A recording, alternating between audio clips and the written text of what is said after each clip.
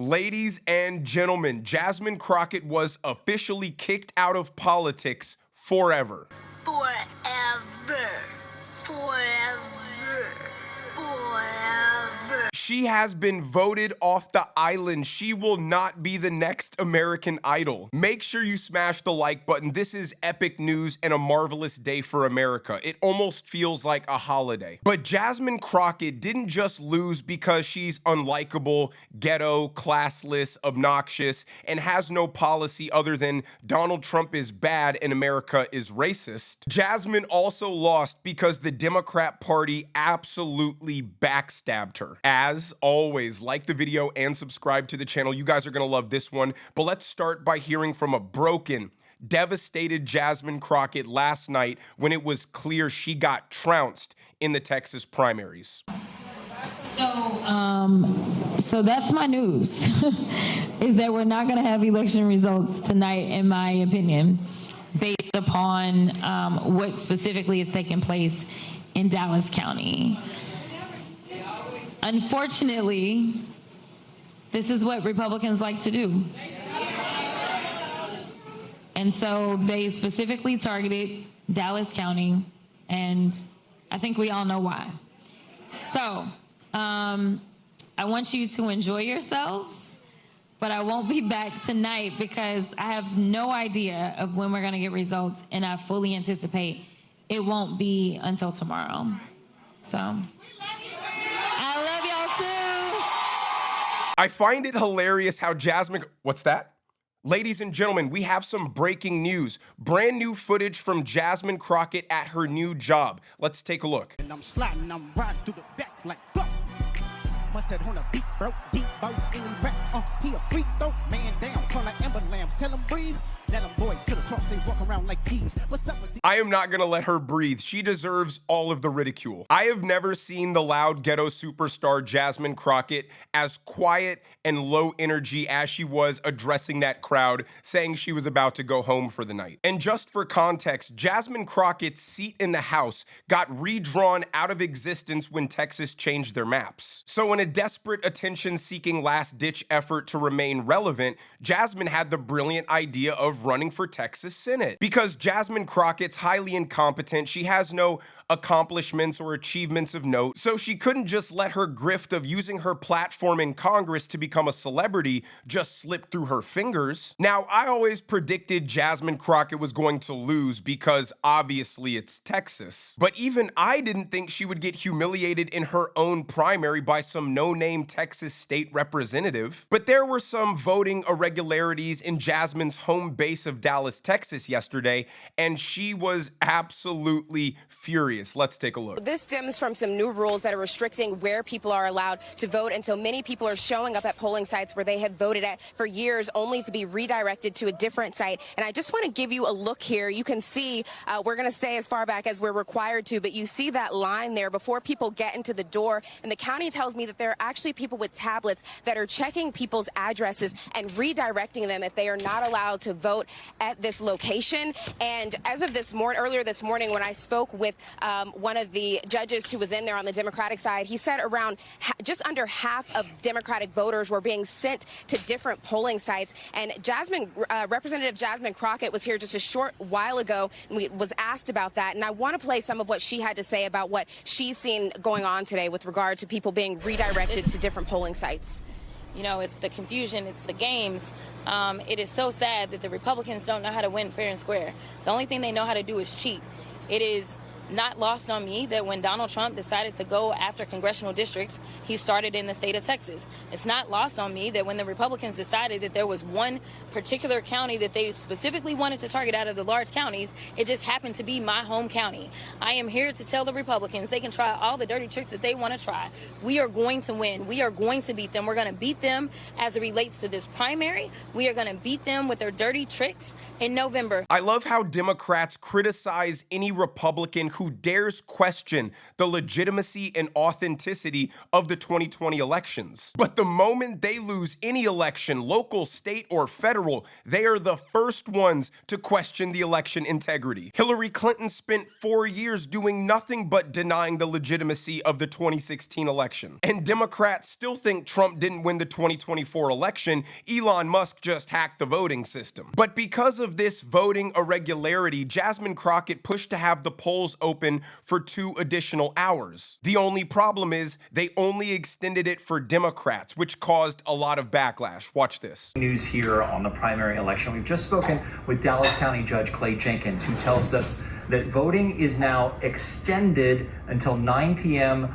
for Democrats. In Dallas County. In Dallas County, okay. So that's the latest word from County Judge Clay Jenkins. We're getting confirmation on that, but right now it looks like voting for Democrats in Dallas County extended until 9 p.m. Republicans, 7 p.m. The cutoff is still 7 p.m. as far as we know. Yeah, we'll keep Now, apparently this polling place problem only occurred in Jasmine Crockett's stronghold of Dallas and not her opponent's stronghold of Austin. But we'll touch on the Democrat backstabbing a little bit later. Here's what we got from Jasmine Crockett after her request to extend the polls was granted. Dallas County, stay in line. The polls are open till 9. Trust me, Jasmine, we're all fine. Now, please go home and cry and whine. I mean, Jasmine Crockett is just a national embarrassment. And as much good content as we've created on this channel around Jasmine Crockett, I am sure glad to finally be done talking about her. Leave a comment down below. Do you think she'll be a host on MSNBC? Or will she write a book detailing the racist and misogynistic hurdles of being a black woman in Congress? But this morning on X, Jasmine Crockett posted finally conceding her loss. She said, "This morning I called James and congratulated him on being the Senate nominee. Texas is primed to turn blue, and we must remain united because this is bigger than any one person. This is about the future of all 30 million Texans and getting America back on track. With the primary behind us, Democrats must rally around our nominee and win. I'm committed to doing my part and will continue working to elect Democrats up and down the ballot." Jasmine Crockett got into Congress not to pass any meaningful legislation, but to prance around and pretend to be black aristocracy. An unbothered, unapologetic, authentic black woman in power who ain't taking nothing from no white people. She was an egotistical despot who abused her staff and used campaign donations to pay for a life of luxury. But the Democrat Party had as much of a role to play as Jasmine herself in this humiliating loss. From the beginning, Jasmine entered the Senate race without the blessing of the Democrat Party or the DNC. She didn't have their support, their endorsement, or their financial backing. Her opponent, James Tallarico, an obscure Texas state representative, had 5 times the amount of money as Jasmine Crockett. And we'll talk about him too because he's hardly an improvement from Jasmine Crockett. But more recently, and easily the biggest example of the Democrat Party wanting Jasmine Crockett to lose, was when her opponent James Tallarico went on Stephen Colbert. They decided not to broadcast it live because it would trigger the equal time rule, which means they would have to give equal time to the other candidates. And instead of being willing to give Jasmine Crockett her own airtime, they decided not to broadcast the interview at all, instead using a loophole to bypass that law and post it directly to YouTube. And they tried to originally frame it as Trump's fault. They said Trump's FCC prevented them from putting it on the air. And that's not what happened at all. Trump's FCC just enforced that if you show James Tallarico, you're also going to have to give equal opportunity to Jasmine Crockett. It was the Democrat establishment that chose not to air it because they know Jasmine Crockett is toxic. She is unwinnable. But as I said, her opponent, James Tallarico, is no better. Here he is saying God is non-binary to push the LGBTQ agenda in conjunction with Christianity. Is both masculine and feminine and everything in between. God is non-binary. Our southern border should be like our front porch. There should be a giant welcome mat out front So yeah, James Tallarico is another raging radical leftist, but he's more polished, he's cleaner, he's quiet. His image is the pastor's son. He's trying to be the bridge between evangelical Texans and crazy radical LGBTQ Texans. I've said this before, but the same Democrats who have spent the last 60 years lamenting religion as archaic and primitive are seeing the massive resurgence of Christianity in the United States and are pretending that it's now compatible with their agenda because they believe Christianity supports transgenderism, open borders, and socialism. But his words also expose the pure narcissism of the transgender movement. He said, God is non-binary. God is an omnipotent being that is not constrained by the physical form of male or female. He is neither. And that explains the core philosophical belief of people in the transgender movement. They are trying to play God. They believe they are special, unique, nebulous, omnipotent beings that can't be constrained by the physical reality like the rest of us. They believe they can move fluidly and freely between either genders, both genders, or neither genders. They chop themselves up, sterilize themselves, take cross-sex hormones,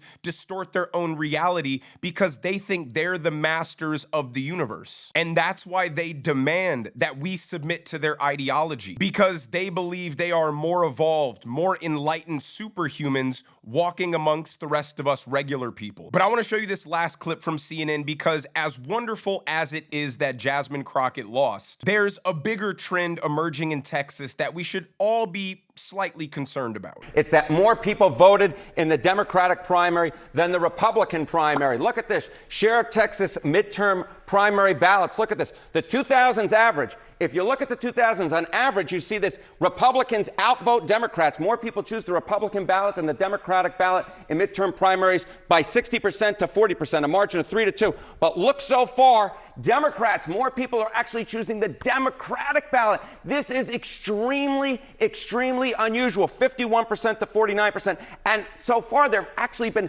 more of the Republican ballots estimated to be counted than Democrats. So this margin may climb ever higher. And I will note that this is the first time Democrats outvoted Republicans in a midterm primary season in Texas since 2002. This is, I think, the biggest change that we have seen in the national picture, which was all along we thought that the Democrats would win back the House of Representatives. That was the most likely possibility.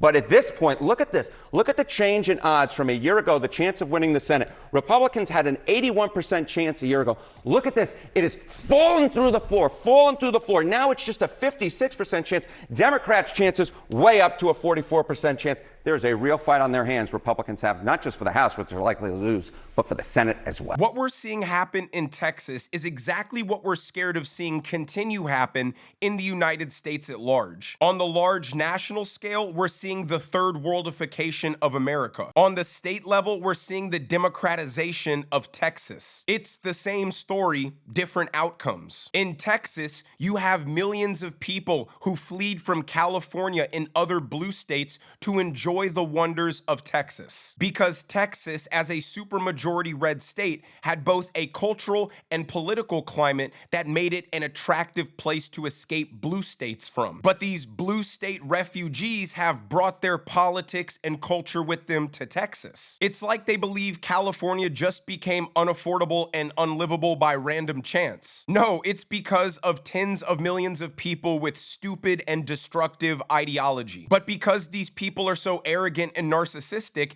they don't even consider that it's them who's the problem and their ideas that are flawed. So they brought them to Texas, and now we risk Texas going the same direction as California. And it's the same story with the third worldification of America. People come here from all around the globe to flee their home, flee their culture, and flee their culture's politics. And then they come here and demand it look and feel more like their home and their culture. And then inevitably we get the same culturally destructive politics here in America. I say that to remind everybody, make sure you vote in the midterms. We need 4 full years of an unfettered America First agenda. But let me know what you guys think down in the comment section below. If you enjoyed the video, make sure you hit that like button. Make sure you subscribe to the channel if you have not already.